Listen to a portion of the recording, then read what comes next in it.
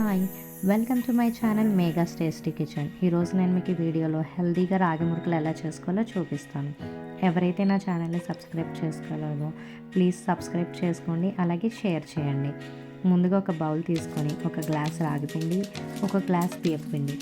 నేనైతే ఏ గ్లాస్తో అయితే రాగిపిండి తీసుకున్నానో అదే గ్లాస్తో బియ్యపిండి తీసుకున్నానండి. రెండింటిని జల్లెడ పట్టుకొని రుచికి సరిపడ ఉప్పు, కారం, ఒక స్పూన్ వాము వేసుకొని బాగా కలుపుకోండి. శనగపిండితోనే కాదండి, ఇలా రాగిపిండితో కూడా చేసుకుంటే మురుకులు బాగానే వస్తాయి. అలాగే ముప్పావు గ్లాసు పుట్నాల పప్పు తీసుకొని మిక్సీ చేసుకొని మెత్తగా పొడిలా చేసుకోవాలండి. దాన్ని కూడా జల్లెడ పట్టుకొని ఇవన్నీ బాగా కలుపుకోవాలి.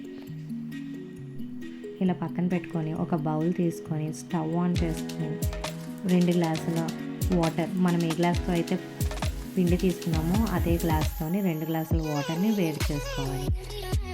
వేడి నీళ్ళతోనే మురుకులకి కలుపుకుంటే కనుక మనకి క్రిస్పీగా లోపల గుల్లగా వస్తాయి. వాటర్ అంతా ఒకేసారి వేసుకోకుండా కొంచెం కొంచెం వేసుకొని కలుపుకుంటే మంచిదండి, లేదంటే పిండి లూజ్ అయిపోయే ఛాన్సెస్ ఉంటాయి.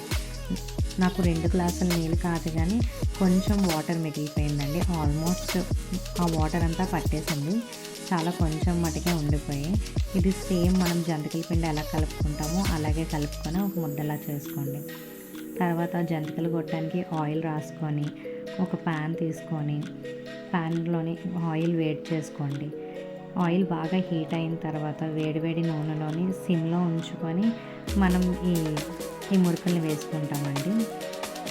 మరీ హై ఫ్లేమ్లో పెట్టేసుకొని వేసుకుంటే మాడిపోతూ ఉంటాయి. చూసారు కదా, ఈ విధంగా మురుకులు వేసుకొని తీసుకుంటే హెల్తీ, కొంచెం బాగా కాలెట్ తీసుకుంటే హెల్తీ రాగి మురుకులు రెడీ అయిపోతాయి.